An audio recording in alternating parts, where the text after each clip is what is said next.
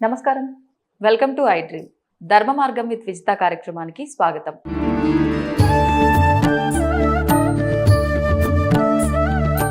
నమస్కారం అమ్మా. శ్రీ గురుభ్యో నమః. శ్రీ మాత్రే నమః. నమస్తే అమ్మా. శ్రీమాత్రే నమః. అయితే అమ్మా, శ్రీ విద్యా ఉపాసకురాలు అని చెప్తున్నాను మీ ఇంట్రడక్షన్ లో కూడా. మరి అసలు శ్రీ విద్య అంటే ఏంటో కూడా కొంతమందికి అయితే అవగాహన లేదనే చెప్పాలి. కొంతమందిలో అవగాహన ఉన్నప్పటికీ సోషల్ మీడియాలో కొంతమంది గెస్ట్ల ద్వారా వింటూ ఉంటారు, చేస్తూ ఉంటారు. కానీ కొంతమందిలో దాని గురించి ఇంకా క్లుప్తంగా వివరించండి, ఇంకా మాకు మంచి చక్కటి వివరణ కావాలి, మరి శ్రీ విద్య ఉపాసన అంటే అది మేము కూడా తీసుకోవచ్చా ఏంటి అనేది చాలా సందేహాలు ఉన్నాయి. ఒకసారి దాని గురించి పూర్తి వివరణ ఇవ్వండి. శ్రీ విద్య అంటేనే అమ్మవారి యొక్క ఉపాసన. సాక్షాత్తు లలిత పరాభట్టారికాదేవి, తర్వాత శివయ్య, కామేశ్వరుడి యొక్క ఇద్దరి యొక్క ఉపాసనని శ్రీ విద్య. అంటే శ్రీ విద్య అంటే ఏమిస్తుంది మనకు అంటే ఇహలోక సుఖము, పరలోక మోక్షము రెండిటిని ప్రసాదించేది శ్రీ విద్య. అంటే ఒక మానవుడికి ఏం కావాలో, దేనికోసమైతే మళ్ళీ జన్మ తీసుకొని ప్రయత్నం చేస్తున్నామో డైరెక్ట్ ఒక రూట్, అది ఒక రూట్. ఓకే. శ్రీ విద్య అంటేనే బ్రహ్మాండ విద్య అంటారు శ్రీ విద్యని. ఇట్టి బ్రహ్మాండ విద్యని ఎవరు చేయొచ్చు, అసలు ఎందుకు, ఎవరెవరు చేశారు శ్రీ విద్యని? శ్రీ విద్యని దేవతలే చేశారు. మనువు, లోపాముద్ర, అగస్త్య మహాముని, ఇంద్రుడు, విష్ణువు, శివుడు, వీళ్ళందరూ కూడా చేశారు శ్రీ విద్యని. దేవతలే చేశారు శ్రీ విద్యని. లోపాముద్రాదేవి కూడా శ్రీ విద్యని చేసింది. సాక్షాత్ అమ్మనే ఆవిడకి స్వయంగా మంత్రోపదేశం చేసింది శ్రీ విద్య యొక్క మంత్రం. అమ్మవారు దేవతలు చేసిన విద్య బ్రహ్మాండ విద్య శ్రీ విద్య. ఇప్పుడు మానవుల కంటే కోరికలు, మీరు అన్నట్టు ఇక్కడ మనం సుఖంగా ఉండాలి, తర్వాత జీవితం మనం చాలించిన తర్వాత అక్కడ మోక్షాన్ని పొందాలి. అసలు దేవతలకు ఏం అవసరం, ఎందుకు చేశారు, పర్పస్ ఏంటి? అంటే వీళ్ళు చేసి దేవతలయ్యారు. ఇప్పుడు లోపాముద్రాదేవి అంటాం మనం, అగస్త్య మహాముని అంటాం. అగస్త్య మహాముని అంటే చాలా మునులలోకెల్లా శ్రేష్టమైన ముని అగస్త్య మహాముని అనేసి మనకి తెలుసు. లోపాముద్రాదేవి గురించి కూడా ఆమె ప్రత్యేకత కూడా మనకు తెలుసు. వీళ్ళు అమ్మవారిని పట్టుకొని, ఆవిడ పాదాలను పట్టుకొని, ఆవిడ గురించి సాధన చేసి వాళ్ళు ఆ స్థాయి పొందారు. ఇప్పుడు మానవులు ఎందుకు చేయాలి? వాళ్ళంత స్థాయి మనం పొందుతామో పొందలేమో తెలీదు, కానీ ఒక్కసారి మనం అమ్మవారి పాదాలను పట్టుకున్న తర్వాత ఆవిడే మనల్ని ముందుకు తీసుకెళ్తుంది. ఫస్ట్ ఇది మనం ఎలా పట్టుకోవాలి ఆవిడ పాదాలను అంటే పూర్తిగా శరణాగతి. నేను నీ పాదాలకి సరెండర్ అయిపోతున్నాను, ఇంక మీదట ఏం జరిగినా నీదే భారం తల్లి అని శరణాగతితో ఉండాలి. అలా ఉండగలరా? First point. నన్ను చాలా మంది ఏమడుగుతున్నారు అంటే శ్రీ విద్య అంటే ఒక కోర్స్ అని అడుగుతున్నారు. ఇది కోర్స్ కాదు. నాకు వచ్చిన కాల్స్ అవే. అంటే శ్రీ విద్య అంటే కోర్సా, మీరు ఆన్లైన్ క్లాసెస్ నేర్పిస్తారా, ఆన్లైన్ లో చెప్తారా అని చెప్తున్నారు. ఇది కోర్స్ కాదు. దీంట్లో స్టేజెస్ ఉంటాయి, మంత్రోపదేశం తీసుకునే స్టేజెస్ ఉంటాయి అన్నమాట. మనం ఫస్ట్ గణపతి, బాల అమ్మవారు, తర్వాత అమ్మవారి మూల మంత్రము, తర్వాత షోడశి, తర్వాత రాజమాతాంగి, వారాహి, ఇలా కొన్ని స్టేజెస్ ఉంటాయి. దీంట్లో ముందుగా మనం శ్రీ విద్యలోకి అడుగు పెట్టాలి అని అంటే మనల్ని మనం పూర్తిగా చెక్ చేసుకోవాలి. మనం ఏంటి, మన పరిస్థితి ఏంటి అని. అసలు అందరూ శ్రీ విద్యలోకి అడుగు పెట్టలేరు. రాదంటారా? అమ్మవారు పిక్ చేసుకుంటుందమ్మా. అంటే మనం అంటాం కదా, అమ్మవారు వీళ్ళని ఇలా నిర్దేశించబడింది అని కొంతమందిని చూస్తే అనిపిస్తుంది.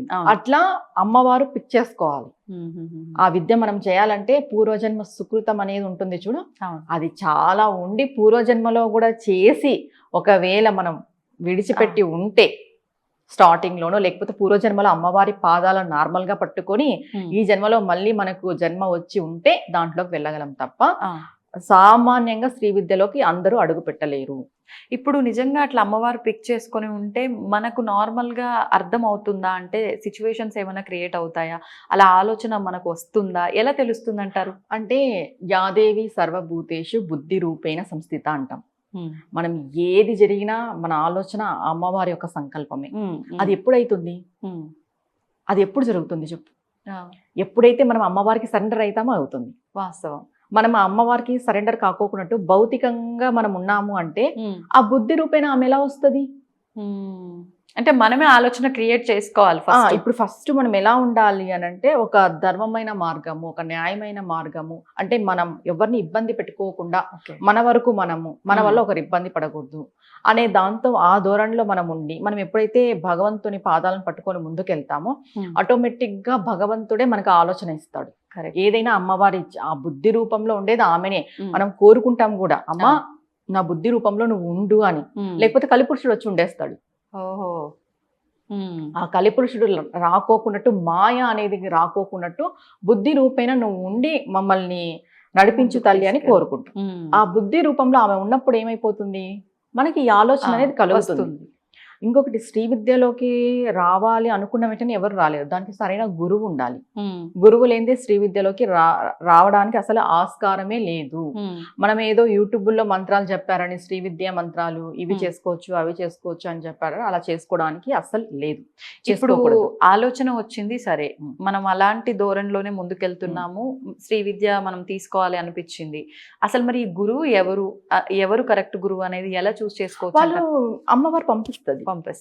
అమ్మవారు పంపిస్తుంది. వాళ్ళకి చూడగానే ఒక నమ్మకం కలగడము, మనం ఈయనతో తీసుకుందాం ఈవిడితో తీసుకుందాం అని మనకు అనిపించడం, అమ్మవారు ఆటోమేటిక్ గా వాళ్ళని మన లైఫ్ లోకి పంపించేస్తుంది మనం శ్రీ విద్యలోకి అడుగు పెట్టాలంటే.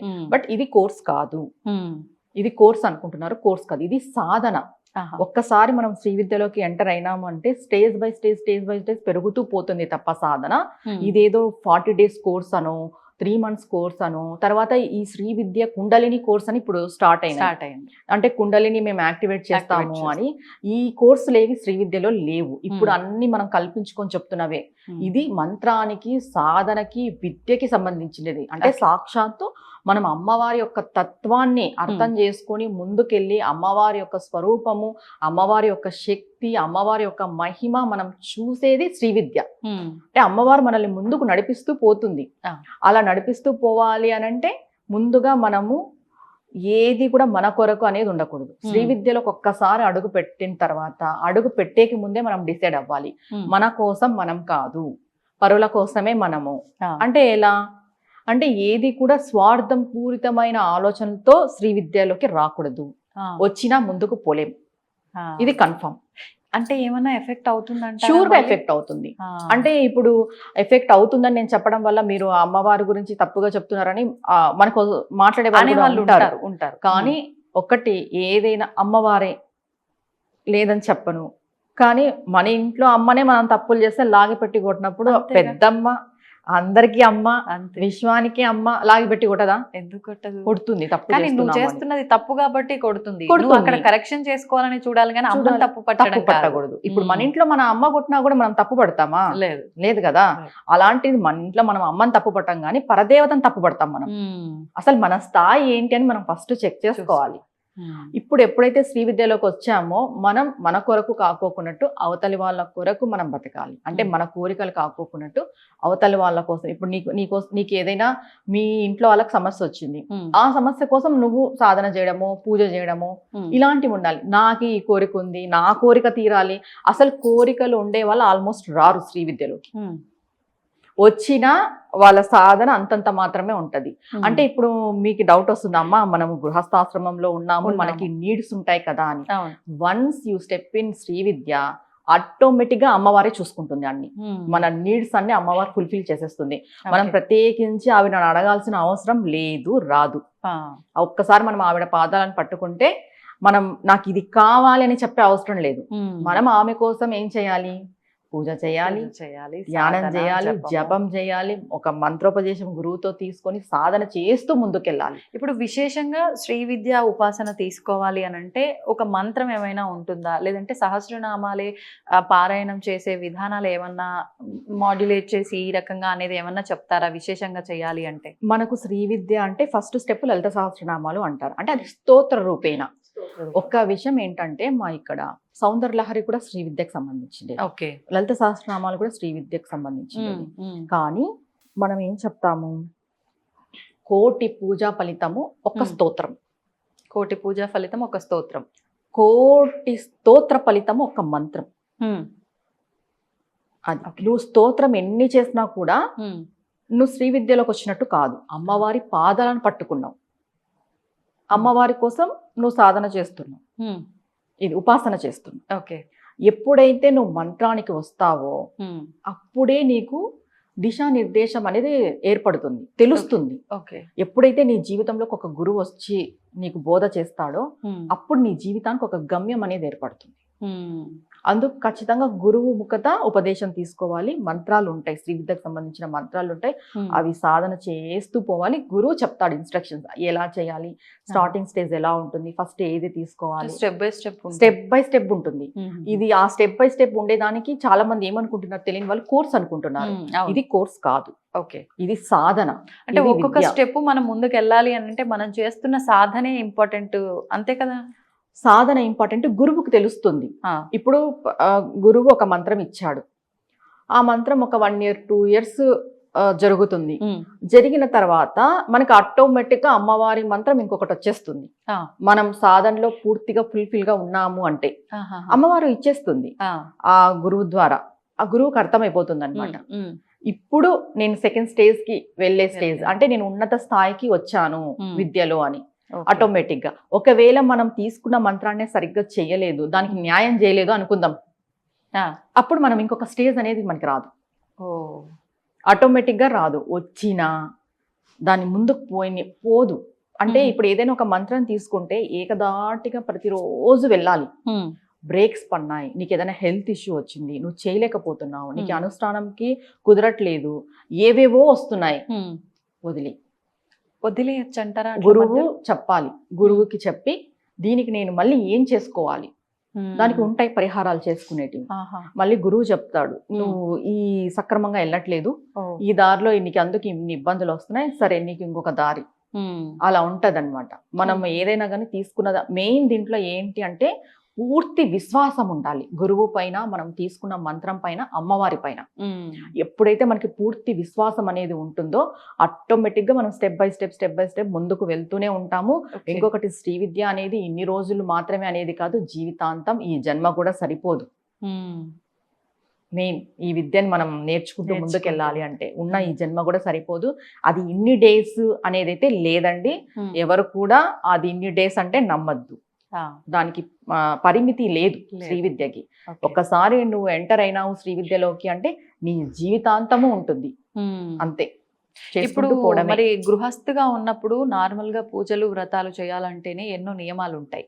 మరి అలాంటిది మనం శ్రీ విద్య ఉపాసన తీసుకుంటున్నాము, ఇంకా నిత్యము మనం ఈ సాధన చేసుకుంటూ ఉండాలి అన్నప్పుడు విశేషంగా గృహస్థుల కోసం నియమాలు ఏమైనా ఉంటాయా? నియమాలు అసలు అవసరం ఏమీ ఉండదంటారా? ఉంటాయి.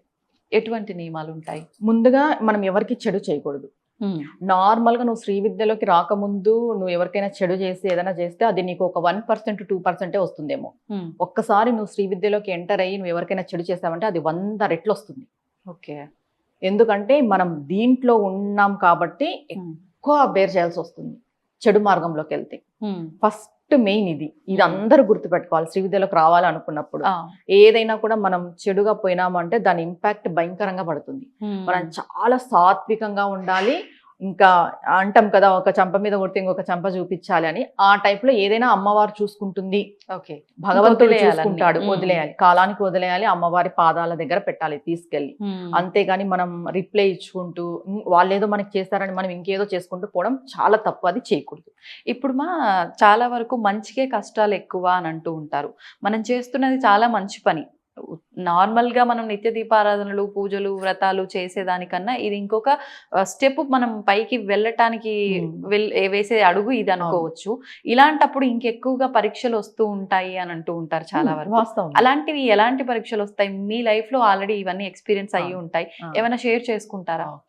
ఎలాంటివి వస్తాయి అని అంటే, ముందుగా మనకి మన చుట్టూ ఉన్న వాళ్ళ రియాలిటీ ఫేసెస్ అన్ని తెలిసిపోతాయి. మాస్క్లన్నీ బయటపడిపోతాయి ఫస్ట్. ఓకే. అంటే అప్పుడు మనకి ఏమైపోతుందంటే ఇన్ని రోజులు మనం వీళ్ళనా నమ్మింది, వీళ్ళతోనే మనం జర్నీ చేసిండేది. ఎప్పుడైతే మనం ఒక మంచి మార్గంలోకి వస్తామో ఎందుకు అప్పుడు వాళ్ళ ఫేసెస్ తెలుస్తాయంటే మనకు అమ్మవారు చూపిస్తుంది, నువ్వు ఎవరి దగ్గర ఉన్నావు, నువ్వు ఎవరు నమ్ముతున్నావు, నీ చుట్టుపక్కల ఎలాంటి వాళ్ళు ఉన్నారో నువ్వు చూడు, నువ్వు చూసుకో, అది ఖచ్చితంగా తెలుస్తుంది. ఫస్ట్ ఇది. దాని తర్వాత ఏమైపోతుందంటే మన కర్మ బలహీనంగా ఉన్నప్పుడు ఇంట్లో వాళ్ళకి ఎవరికైనా హెల్త్ ఇష్యూస్ రావడము, లేదా మనకే హెల్త్ ఇష్యూస్ రావడము, ఫైనాన్షియల్ గా ఇబ్బందులు కలగడము, అది ఎందుకు? ఫస్ట్ మన కర్మ బలహీనంగా ఉంటుంది. ఓకే. తర్వాత పరీక్ష ఏంటి అంటే ఇది కలిపురుషుడు మనకు అడ్డు వేస్తుంటాడు అనమాట. మాయ అనేది ఏం చేస్తుంది అని అంటే మనం అమ్మవారి పాదాలను పట్టుకోకున్నట్టు ఎంతసేపు అది అదే ప్రయత్నమే చేస్తూ ఉంటది. వెళ్ళకూడదు, అటు వెళ్ళకూడదు. ఎంతసేపు మనం ఈ రోజు ఎంత సాధన చేసి ఎంత ఇది చేసినా రేపు ఉదయం లేచినప్పుడు ఒక వల అనేది పడుతూ ఉంటుంది అనమాట మన పైన, మాయ అనే వల. దాన్ని ఎప్పటికప్పుడు మనము తప్పించుకుంటూ ఇది మాయ, ఇది కాదు నిజం, ఇది మాయ, ఇది కాదు నిజం అనే దాంట్లో మనం ముందుకు వెళ్తూ ఉండాలి. ఆటోమేటిక్ గా మనకి అమ్మవారు ఆ అవగాహన ఇస్తుంది, ఇవ్వదని ఏం కాదు. కానీ మన పూర్వజన్మ కర్మ అనేది కూడా ఒకటి ఉంటుంది కదా, దానికి ఏమైపోతుంది అంటే ఎక్కువ ఈ మాయలో పడడానికి ఛాన్సెస్ ఉంటాయి. అంటే మన ఫోకస్ కరెక్ట్ గా ఎటు వెళ్లకుండా చూసుకునే బాధ్యత మనం తీసుకోవాలి. ప్లస్ అమ్మవారు కూడా సహాయం చేస్తుంది. ఎప్పుడు సహాయం చేస్తుంది అంటే నా చేతిలో ఏం లేదు, నేను హ్యాండ్స్ అప్, నేను చేతులు ఎత్తేసాను, అంతా నువ్వు చూసుకోవాల్సిందే, మా ఇచ్చినా నువ్వు ఇవ్వాల్సిందే, అవగతం చేసినా నువ్వు అవగతం చేయాల్సిందే, ఏది చేసినా నువ్వు చేయాల్సిందే అన్నప్పుడు ఆవిడే మనల్ని ముందుండి నడిపిస్తుంది. ఖచ్చితంగా చేయి పట్టుకొని నడిపిస్తుంది. ఇది నా జీవితంలో జరిగిన ఎక్స్పీరియన్స్. నేను ఈ రోజు స్టెప్ బై స్టెప్ 8 ఏళ్లుగా ఇంత ముందుకు వచ్చినాను అంటే కేవలం శరణాగతి, ఆమె ముందుండి నన్ను నడిపించింది కాబట్టి నేను రాగలిగాను తప్ప వేరే ఏ ఇది లేదు. అంటే అవుతుంది మీరు శ్రీ విద్య తీసుకొని? లేదు, నేను సాధనలోకి వచ్చి శ్రీ విద్యలోకి వచ్చి 3 years అయిపోయింది. 3 years అయింది. ఓకే. అట్లా ఇంకొకటి ఆవిడ ఏం చేస్తుంది, మనకి సిచ్యువేషన్స్ పరిస్థితులు అనుకూలంగా లేకపోయినా కూడా అనుకూలించేలాగా చేస్తుంది. ఇప్పుడు చాలా మందికి పూజలు చేసుకోవాలి ఇవన్నీ ఉంటాయి, కానీ ఇంట్లో సిచ్యువేషన్ ఉండదు అలా. అవునవును, అందరికీ సహకరించాలి పరిస్థితులు. మనకి ఒకటి గృహం రీత్యా పరిస్థితులు అనుకూలించాలి, మనుషుల రీత్యా పరిస్థితులు అనుకూలించాలి, తర్వాత మనం చేసుకునే పనులు కార్యాల రీత్యా పరిస్థితులు అనుకూలించాలి. ఇప్పుడు సపోజ్ జాబ్ చేసే వాళ్ళకి ఎలా చేసుకోగలరు? అవకాశం ఉండదు. వాళ్ళు జాబ్ చూసుకుంటారా, ఇది చూసుకుంటారా? ప్రతిదీ అనుకూలం ఆమె చేస్తుంది నమ్మకంతో మనం ఉంటే. ఓకే. ఇప్పుడు మనం మంత్రోపదేశం తీసుకున్న తర్వాత గృహస్థులు ఏం చేయాలి? నాన్ వెజ్ అయితే కంప్లీట్ గా మానేస్తే చాలా మంచిది. కంప్లీట్ గా మానేస్తే చాలా మంచిది. ఇప్పుడు మానేయని వాళ్ళు ఉంటారు, అలాంటి వాళ్ళకి ఏం చెప్తామంటే మేము మంత్రోపదేశం ఇచ్చిన తర్వాత 40 days కంప్లీట్ దీక్ష ఇచ్చేస్తాం నాన్ వెజ్ తినే వాళ్ళకి. అంటే ఆ 40 days మీరు తినకుండా మీరు ఖచ్చితంగా 40 days దీక్ష చేయాలి. తర్వాత నిత్యము ఏం చేస్తారు? జపం చేసుకోవాలి. ఉదయాన్నే పూజ అయిపోవాలి, 6-7 కంతా పూజ అయిపోవాలి, జపం చేసుకోవాలి. తర్వాత ఇంకా వాళ్ళ ఇది. కానీ మానేస్తే చాలా మంచిది. ఇంకొకవేళ మానేయలేము అనే వాళ్ళు కూడా మా దగ్గర వస్తుంటారు కదా, ఇంకా 40 days దీక్ష ఇస్తాం. కొన్ని రోజులు ఈ సాధన వల్ల అమ్మవారు ఆటోమేటిక్ గా వాళ్ళని మాన్పించేటట్టు చేస్తుంది షూర్ గా చేస్తుంది. అంటే ఆటోమేటిక్ ఒక్కటేసారిగా అన్ని అర్థం కావు, రాను రాను రాను రాను రాను రాను అర్థమైపోతాయి. శ్రీ విద్య అంటే ఇది ఒక బ్రహ్మాండ ఎంతో ఉంది, తెలుసు, చాలా లోతుంది. అంటే దీంట్లో మనం అంటే దేవతకు సంబంధించి మంత్రాలకు సంబంధించి వాటి గురించి ఏం చెప్పకూడదు బయటకి. అది ఉపదేశం తీసుకొని గురువు శిష్యుల మధ్యలో ఉంటది. అది కొన్ని చాలా సీక్రెట్స్ ఉంటాయి దీంట్లో. అసలు ఏంటి అది మనం దాంట్లోకి వెళ్తేనే తెలుస్తుంది. ఇప్పుడు ఒకవేళ మీరు అన్నట్టు ఇప్పుడు అర్హతలు ఉండాలన్నారు, మీరు 8 సంవత్సరాల సాధనలో 5 సంవత్సరాల సాధన అయిపోయిన తర్వాత ఇప్పుడు శ్రీ విద్య తీసుకోగలిగారు అంటే ఖచ్చితంగా సాధన ఇంపార్టెంట్ అనేది ఇక్కడ అర్థం అవుతుంది. బ్యాకప్ ఉండాలి స్టోర్ చేసి పెట్టుకోవాలి, అందరూ ఇది దృష్టిలో పెట్టుకోవాలి. తర్వాత ఇప్పుడు సరే మేము ఆల్రెడీ సాధన చేస్తున్నాము, మాకు అమ్మవారు కూడా మాకు ఉన్నారు మా సైడు, మాకు ఇలా తెలుస్తుంది, ఇంకా మాకు దీక్ష ఇవ్వండి అమ్మా, లేకపోతే శ్రీ విద్య ఉపాసనకి అన్నట్లుగా అంటే డైరెక్ట్ గా మీ దగ్గరికి రావాలా? లేదు అంటే ఫోన్లలో కూడా చాలా మంది ఫోన్లలో కూడా మంత్ర ఉపదేశం చేస్తున్నారు, అలా కూడా చేయొచ్చు అంటారా? నేను ఆన్లైన్ లో ఇవ్వనమ్మా, నేను ఎవరికైనా చెప్తాను డైరెక్ట్ గా రావాల్సిందే.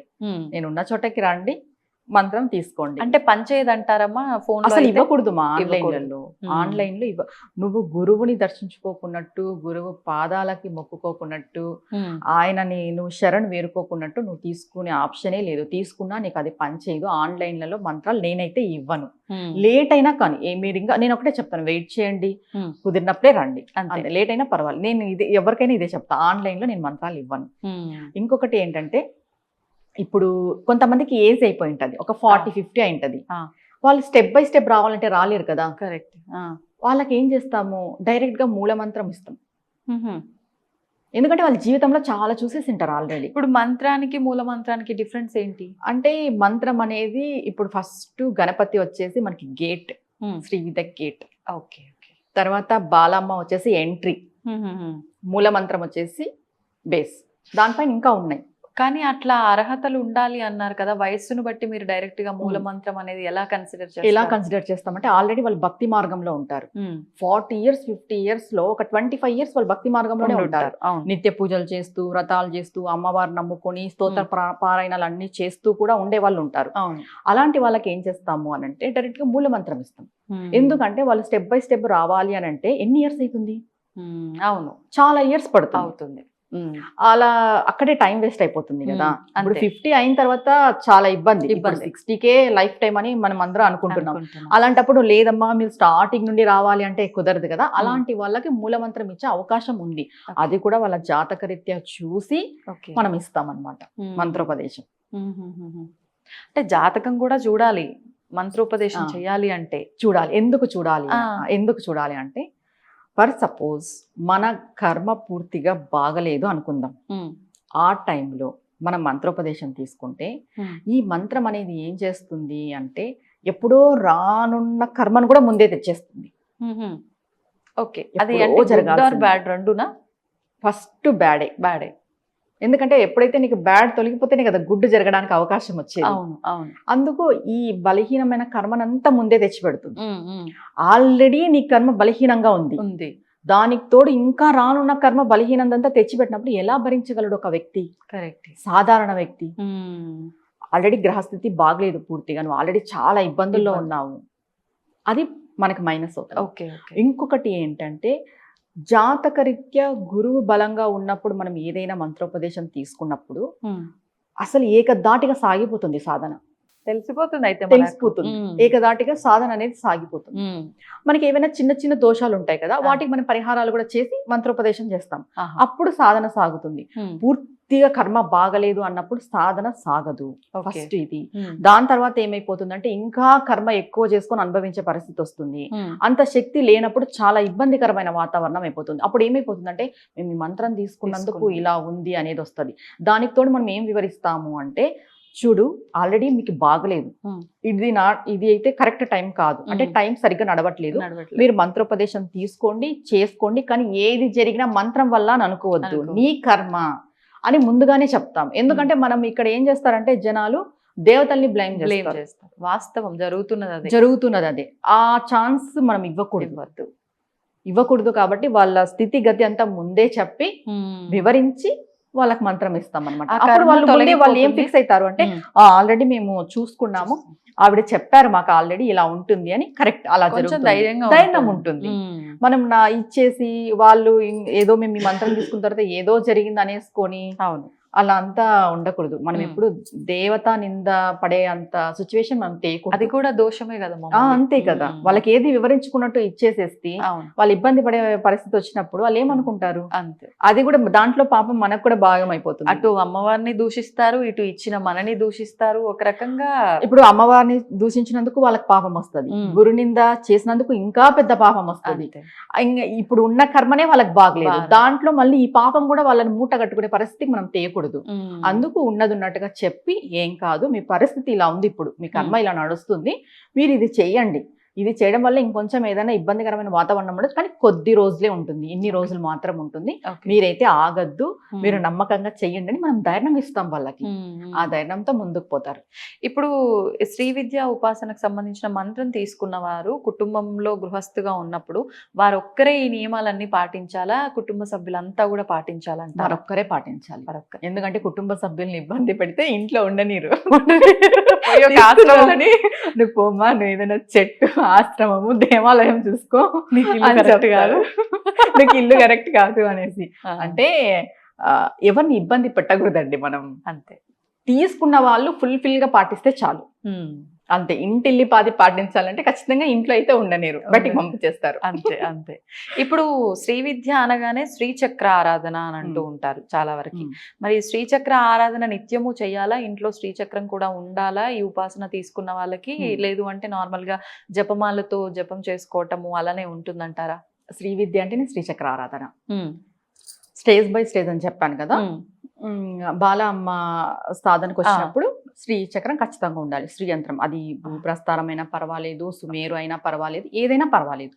ఖచ్చితంగా శ్రీ యంత్రం ఖచ్చితంగా ఇంట్లో ఉండాలి. ఓకే. ఇంట్లో ఉండి మనం శ్రీ యంత్రానికి మనం చేసిన పూజని అంతటిని కూడా సమర్పిస్తాం అనమాట. యంత్ర శక్తి అని అంటే చాలా చాలా పవర్ఫుల్. అమ్మవారి యొక్క శక్తి అంతా యంత్రంలోనే ఉంటుంది. అమ్మవారి యొక్క యంత్రమే ఆమె రథం. ఆమె శ్రీయంత్రమే ఆమె రథము అంటారు, శ్రీయంత్రమే ఆమె భవనము అంటారు, శ్రీయంత్రమే ఆమె నివాసము అంటారు. ఏదైనా యంత్రానికి ఉన్నంత శక్తి అంతా ఇంత కాదు. ఓకే. అట్లా శ్రీయంత్రం పెట్టుకొని మనం సాధన చేస్తాము. ఇంకా ఈ యంత్రాల విషయానికి వస్తే ఇప్పుడు నన్ను కూడా చాలా మంది అడిగారు శ్రీయంత్రాలు ఎలా పెట్టుకోవాలి ఏంటి అని. అంటే వ్యాపారానికి కూడా పెట్టుకోవచ్చా అని ఇట్లా అడుగుతున్నారు. కానీ వ్యాపారాలకి వేరే యంత్రాలు ఉంటాయి. ఇప్పుడు మచ్చ యంత్రం కానీ సుదర్శన యంత్రం కానీ అవి మేము 40 days పెట్టి పూజలో పెట్టి ఇస్తాము. మీ దగ్గర? మా దగ్గర మేము ప్రాణప్రతిష్ఠ చేసి ఇస్తాం అనమాట. అంటే ఇప్పుడు చాలా మంది యంత్రాలు తీసుకోవడం అంటే ఏదో అంగట్లో పోయి తెచ్చుకొని డైరెక్ట్ క్షేత్రాల దగ్గర పెట్టేస్తారు. అలా చేసుకోకూడదు. ప్రతి యంత్రానికి ప్రాణప్రతిష్ఠ అనే ప్రాసెస్ ఒకటి ఉంటుంది. ఓకే. మనం ప్రాణప్రతిష్ఠ చేసి 40 days పూజలో పెట్టి అమ్మవారి దగ్గర పెట్టి ఇస్తాము. ఏ దానికి సపరేట్ గా ఉంటాయి. అంటే బిజినెస్ కి సంబంధించి ఒకటి, ఆరోగ్యానికి సంబంధించి ఒకటి, ఇంటి వాస్తుకు సంబంధించి ఒకటి, ఇలా యంత్రాలు సపరేట్ గా ఉంటాయి. ఇప్పుడు శ్రీ యంత్రం అనేది శ్రీ విద్యకు సంబంధించింది, అమ్మవారికి సంబంధించింది. ఇది చాలా పవర్ఫుల్. ఇది విద్యకు సంబంధించిన యంత్రం. ఇప్పుడు బిజినెస్ కి సంబంధించి మీరు ఎక్కడో షాపుల్లో పెట్టేస్తారు, పూజలు చేయరు, నార్మల్ గా పెట్టేస్తారు, అందరూ పోతుంటారు. అట్లా ఉండకూడదు. శ్రీ యంత్రం పెట్టుకున్నప్పుడు శ్రీ యంత్రానికి వేరే విధి, నార్మల్ యంత్రాలు వేరు. ఈ బిజినెస్ పర్పస్ యంత్రాలకి వేరే పూజ ఉంటది. ఓకే. ఇప్పుడు అందరూ ఇది అది ఒకటేనా అనే దాంట్లో ఉన్నారు. అది ఇది ఒకటే కాదు. ఈ శ్రీ యంత్రం కూడా మేము ప్రాణప్రతిష్ఠ చేసే పంపిస్తాం. మామూలుగా ఈ మచ్చ యంత్రము, సుదర్శన యంత్రము, ఈ వాస్తు యంత్రాలు ఇవి కూడా అంతే. 40 days పూజలో పెట్టి ప్రాణప్రతిష్ఠ వాటికి అన్నిటికీ చేసి పంపిస్తారు. కానీ బయట ఎక్కడ కొనొద్దు, పెట్టద్దు. వాటికి ఖచ్చితంగా ప్రాణప్రతిష్ఠ అనేది ఉంటది. ఒక ప్రాసెస్ ఉంటుంది యంత్రాలకి. అది తెలియకోకున్నట్టు చేస్తున్నారు ఇప్పుడు. అలా చెయ్యొద్దు. ఇప్పుడు నాకు వచ్చిన కాల్స్ దాన్ని బట్టే నేను చెప్తున్నా ఈ విషయం. ఇప్పుడు యంత్రం ఒక్కటైనా అక్కడికి వెళ్ళి మనము ఇష్టం ఉన్నట్టుగా కంకణాలని, అక్కడ థ్రెడ్స్ ఏ క్షేత్రంలో ఏ కలర్ది ఫేమస్ అది తెచ్చుకొని కట్టేసుకోవడాలు రక్షగా అది కూడా వర్క్ చేయలేదు? అది వేసుకోవచ్చు. ఎర్రటి దారము అనేది మనకి చాలా శ్రేష్టం. ఎరుపు అనేది అమ్మవారికి సంబంధించింది, కుజుడికి సంబంధించింది. ఓకే. మెయిన్ గా గ్రహాలలో చూసుకున్నా కూడా కుజుడికి అమ్మవారికి సంబంధించింది కాబట్టి అది కట్టుకోవడం వల్ల మనకు ఒక రక్షగా పనిచేస్తుంది. ఆ రెడ్ కలర్ అనేది మనకి ఏ దృష్టి దోషం పడుకోకున్నట్టు అది కట్టుకోవచ్చు.